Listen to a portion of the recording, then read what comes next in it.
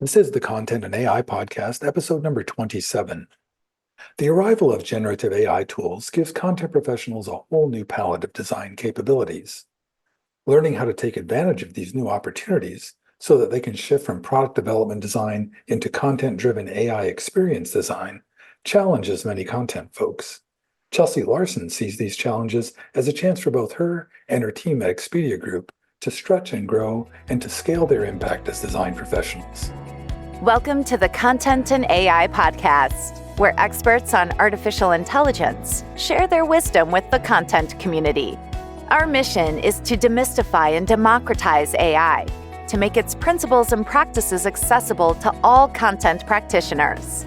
And now here's your host, Larry Swanson.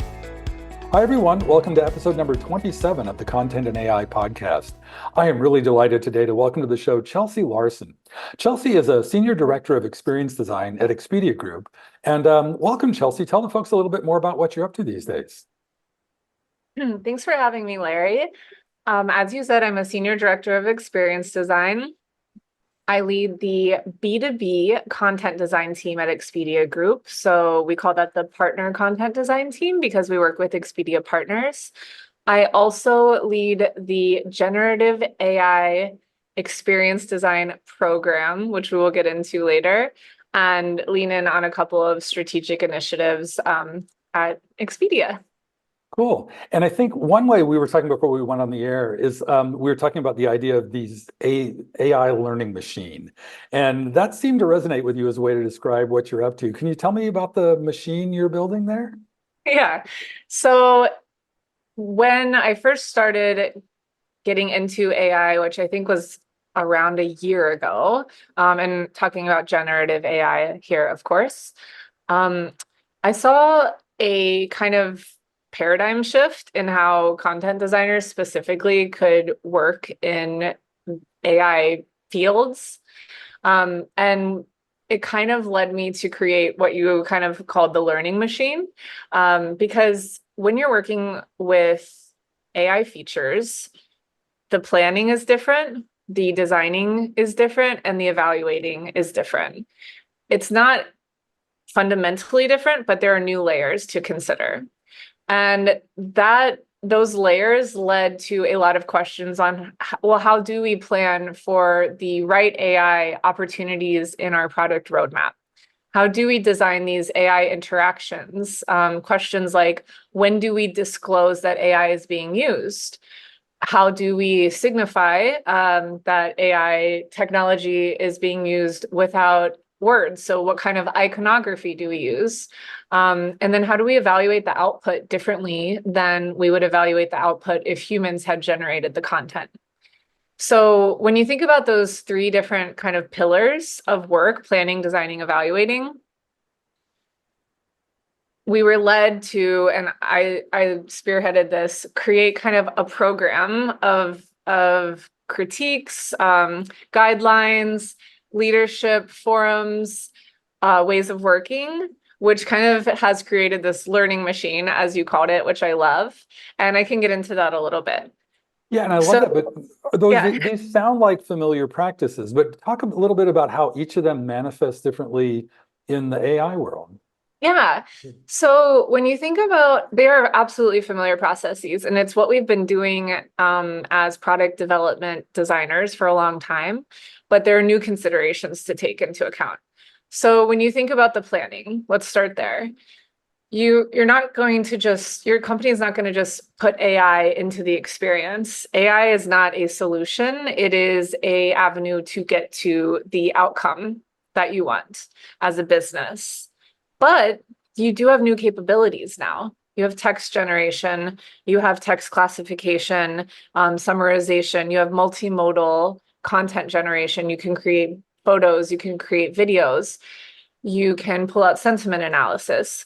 So with these new capabilities, you can matrix those to the outcomes that you already want to have or the user problems that you have in place. And by matrixing those with the new AI capabilities, it results in a change to the roadmap. You can plan for new outcomes because of the capabilities that you have with AI. Without understanding those capabilities, that is a hard conversation to have. So that was the change that needed to happen, is educating our designers, our content designers, and our product folks on what these new capabilities are.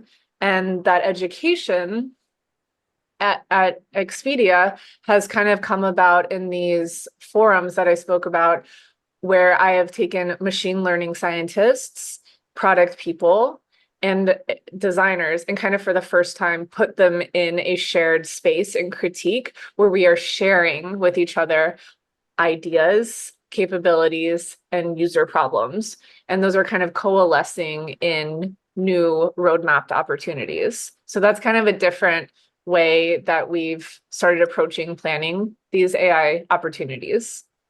Right. And I'm wondering if each of those parties you mentioned, kind of the ML folks, the design folks, and the product folks, do they each bring different perceptions of those capabilities? Or well, what is the mix different than it was before in those kind of Yeah. relationships? So there's also a fourth role who I've partnered with quite a lot in the past year, which I guess I'll call them a content architect. At Expedia, they're called content strategists, which I know is going to be super confusing for this community. They're people who are really highly skilled in structured and unstructured content. So they're the NLP experts of the world.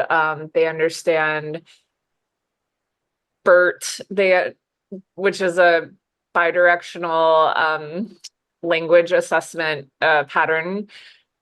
They understand structured content in a way that makes it really easy and valuable to have them on your team to let you know, as a content designer, if your solution should be generative AI or if it should be structured content. And that partner brings that knowledge to the table. They let you know kind of what the content landscape is and what the best content tool is to use. I think in the future, our roles will probably become one, because they also usually typically have a writing background, a taxonomy background, a library science background, but they also have kind of a data and engineering understanding. If content designers could lean more into that content modeling, content architecture side of things, these roles would basically overlap. But right now, those are two different roles where I work and are very helpful for partnership. The machine learning scientists, they bring all of the LLM knowledge. So they're helping us understand the base model, the behavior of the base model, what we can expect. They're helping us fine tune the model based on our prompts, based on our system instructions, the definition of good that the content designers are creating. They also help us understand the cost of scaling out some of the proposals that we have. We have to pay for the tokenization of the outputs. So how expensive is it going to be to generate this type of content? So they're really like the data scale, and they're the system and scaling experts. And we work with them really closely on like the behavior and the output. We work with the content architects who I've talked about before on the input. You know, what does this content need to be? How does this content need to be structured as an input? And with the machine learning experts, how is this output? How can we fine tune this output to get to the place that we want? All of these people understand the input and output, but they all have different levels of expertise where I work. I think it's different at different companies. And then the product folks are still doing what they've always done, which is, helping us align around a product experience vision, the fit to the market, how we should be presenting this to the industry and how it aligns with our overall product strategy. But I do find myself working more closely with the machine learning experts and the content architects, even more than I do with product designers at this point, because in some cases, the UI actually already exists and it doesn't need to be redesigned. We're just changing the way that the content is generated in that UI. I can't go into specifics because these are products that haven't launched yet, but it's just interesting to only work with content and engineering people for a product experience. Yeah, I do content modeling for a living, so I Yes. I could nerd out on that all day, but I Yeah, want to I get know back you to do. Yeah, you would definitely, you are that person I described. yeah, Yeah. but I spend all my time with content designers and want to help them, get their heads around this.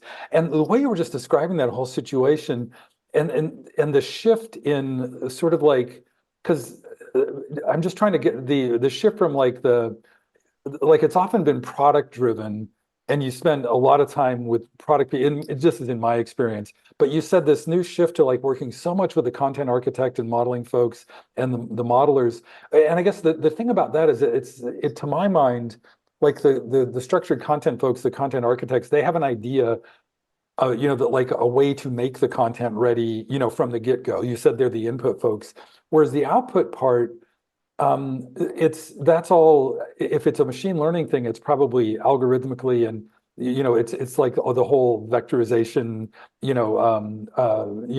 mathematical prediction stuff going on. Long-winded way of saying, like, how do you align these two streams in a way that sort of like matches up to our usual concerns around voice and tone and style and consistency and all that stuff? Yeah, so that kind of gets to that third. So we kind of talked about how you plan differently now, and then the designing differently is that different design team. The evaluation piece is that new part of the learning machine that I'm in.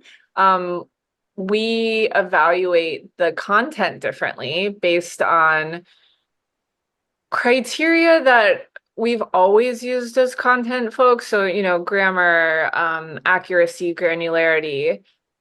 But with LLMs, we are able to augment our evaluation to make it like 40 times faster than a human being can evaluate big bodies of text in order to scale out high quality text. And that is kind of the difference between a content designer writing copy, taking it to critique, getting human feedback, iterating on it, and publishing it. What we're doing now is we're training a model to create whatever the output is that we want to have. Let's just say it's a description of a hotel. That model is creating thousands of these. A content designer cannot go in and annotate thousands of outputs. So the content designer also needs to lean in on that evaluation algorithm, which we call like the eval metrics.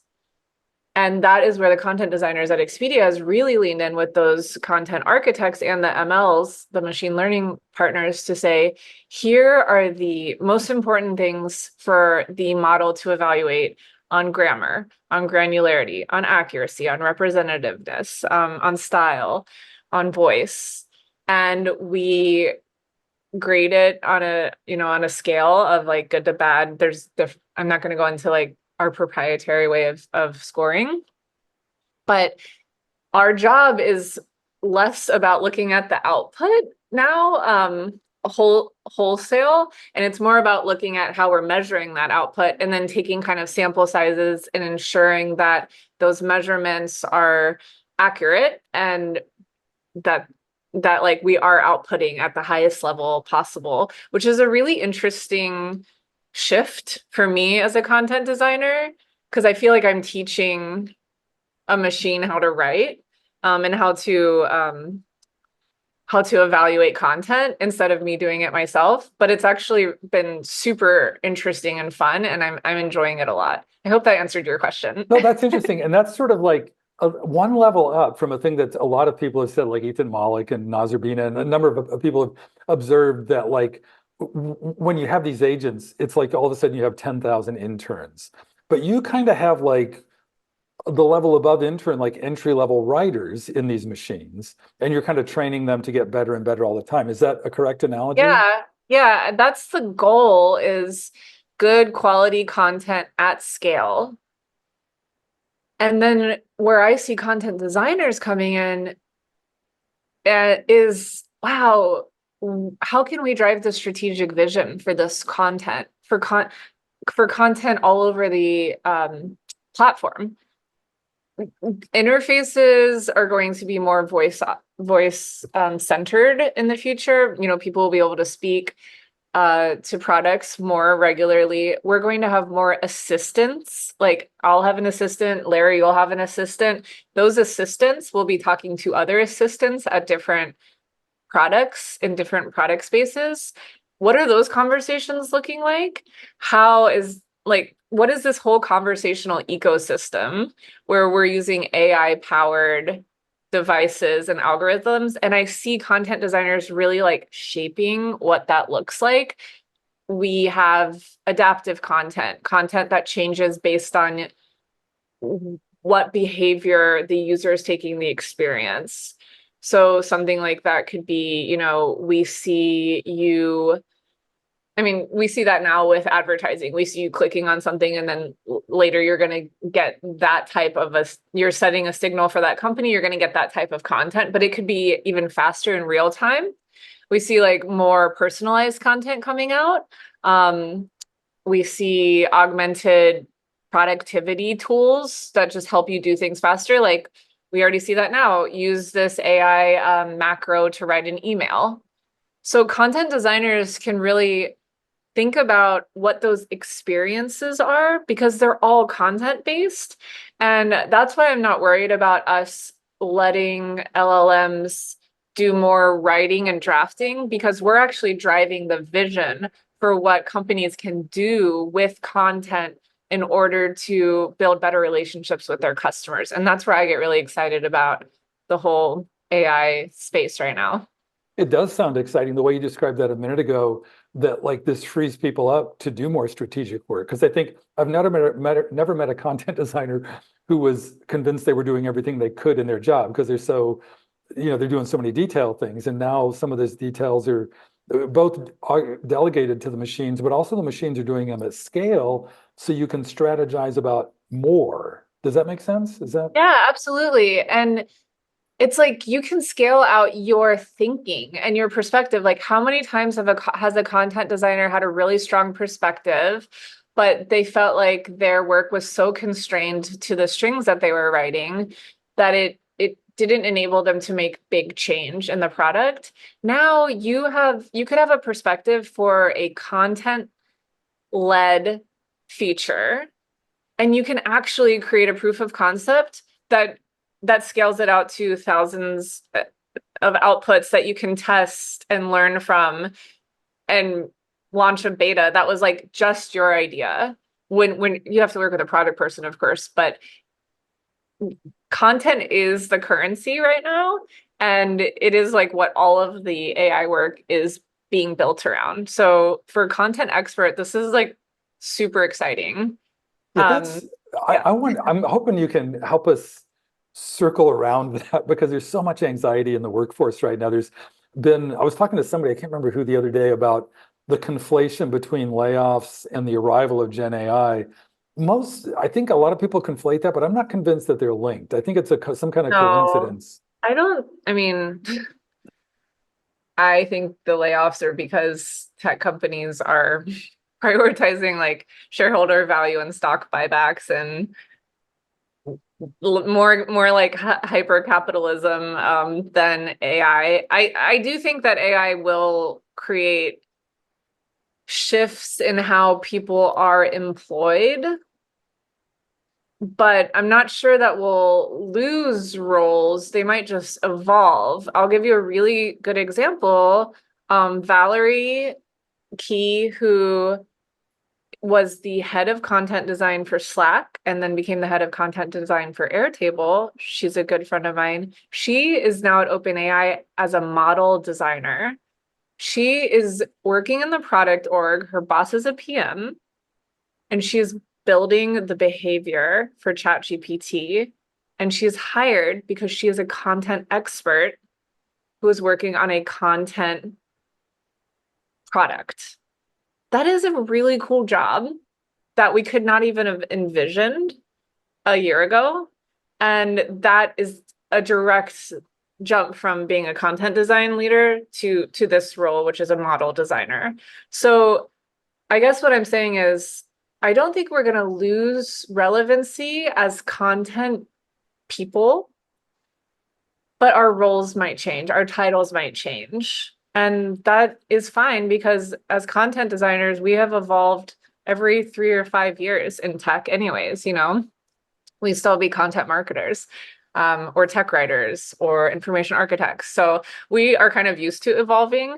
And I think this is just another point of that evolution, which takes us back to the learning machine, which is how are you empowered to learn? How are you empowered to do this work in your own company? And can you experiment? Can you drive experimentation within your own teams? And if you can't, like, that is a frustrating place to be, because I do think that content designers need to lean in kind of immediately if they're interested in this work. Well, I've got to say, I think content designers are lucky at Expedia, are lucky it's amazing that you're there consciously crafting this new approach to practice, because I don't think that exists a lot of places. Can you give folks a feel for like maybe how to bootstrap it yourself or DIY it, or Yeah. Yeah. I can. And it wasn't like this before. I was really hungry for this. I brought it to my VP of product design, Greg Perez. I've always been fortunate to have leaders who supported me in my crazy endeavors. So I'm glad he did. But we did kind of bootstrap it at first because we went back to the discussion that I said earlier. What are the capabilities we have on hand? At that time, which was like a year ago, we were like, okay, well, we can generate text. We have ChatGPT. What are the obstacles we have for some of our users? In Verbo, our hosts have to create a headline and a description for listing a property. Okay, can we use text generation to make that easier for them? Yes, we can do that. That was the impetus, that was the start of like this whole program, because that idea that I had with like a product person, we brought it to the VP and SVP and said, can we just try this out? And they're like, sure, I guess. And from that, I learned a lot. I started creating relationships with MLs, with those content architects. Other projects sprung up. I pulled those into the larger narrative of like, this is what we can do with AI and content. And we have been able to like spin up tests across the company. How can you do that on your own? I think if you can find a partner to bootstrap it with, like a product person or an ML, there's got to be somebody in your company who is interested in this. Partner with them on just proof of concept, which is why these tools are so exciting, is because you can create a really quick video, like photo generator, text generation. You can create really fast proof of concepts. You can take those proof of concepts with your UXR partner to do really fast user interviews to see if there's any kind of desirability there. You can talk to machine learning folks about the feasibility of building something like this. And then you can pitch it to whoever can help you get it on a roadmap. That is like the scrappiest way I would say to do it. And at Expedia, there was all kinds of people doing this work across Traveler and Partner. It wasn't just me. But I think one of the things that I did, which helped, is that I kept pushing them all into the same narrative. So if you can do that as a content designer, look across your company, look at patterns. Are other folks leading into this? Wrap those up into one big narrative, like, this is what we're doing with AI. This is how we can differentiate our brand with AI, and bring that to the most receptive leader who you can get executive, sponsorship from. Stories change minds. Stories change hearts and minds. So if you can build a story around like why AI matters and why you think that it can make the business better, and you have evidence of that through your proof of concepts, like, it's hard for me to imagine a leader just being like, no, I'm not interested if you have a really strong story. I love that example, and especially because Verbo, it's like that seems like it was a really well chosen case because this is just somebody who happens to have a room or a house they're renting and need to write, and that's a great place to have like content design wisdom ensconced in a AI gadget that helps them write a better description. That seems perfect, and I don't think it's going to be hard for people in other industries to imagine, their version of that.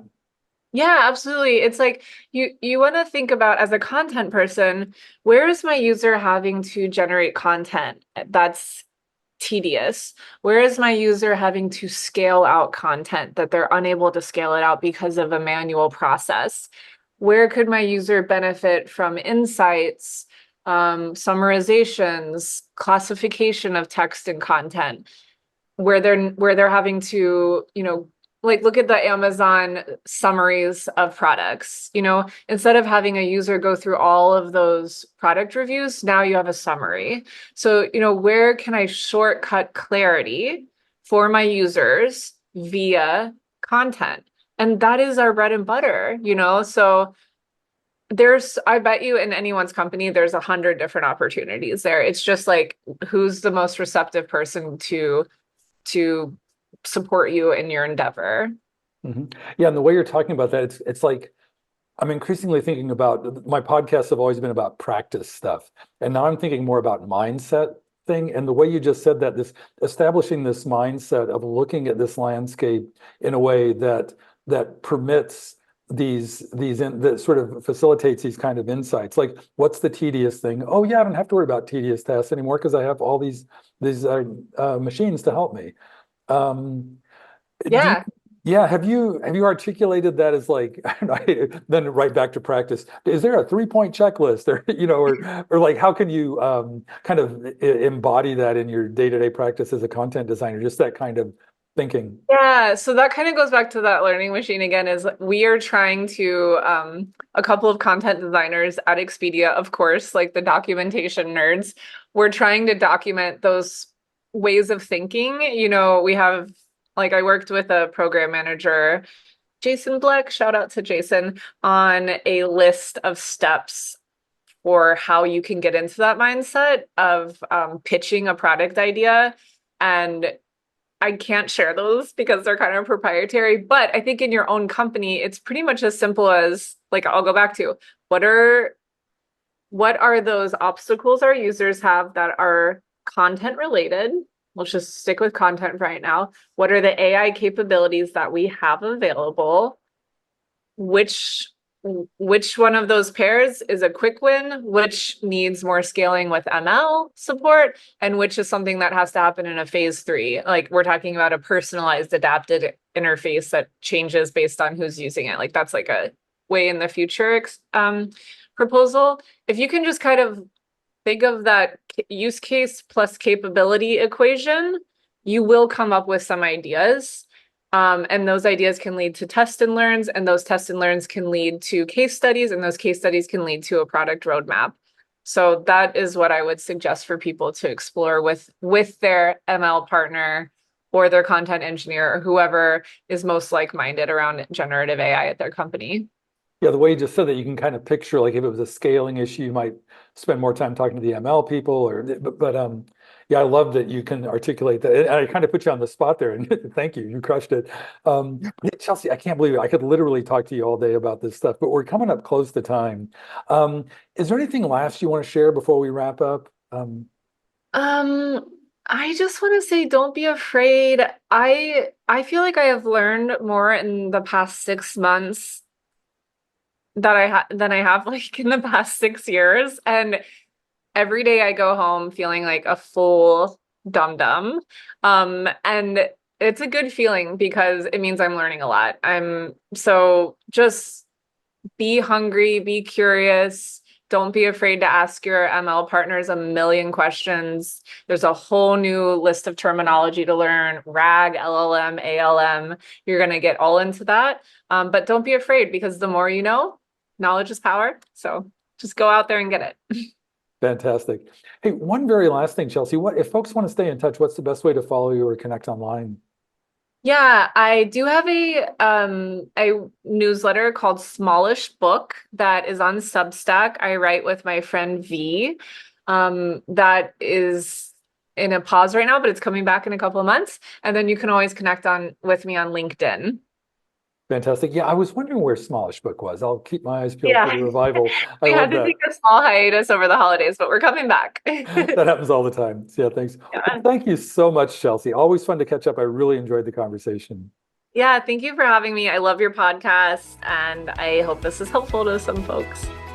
For show notes and to sign up for our newsletter, visit our website at contentandai.com.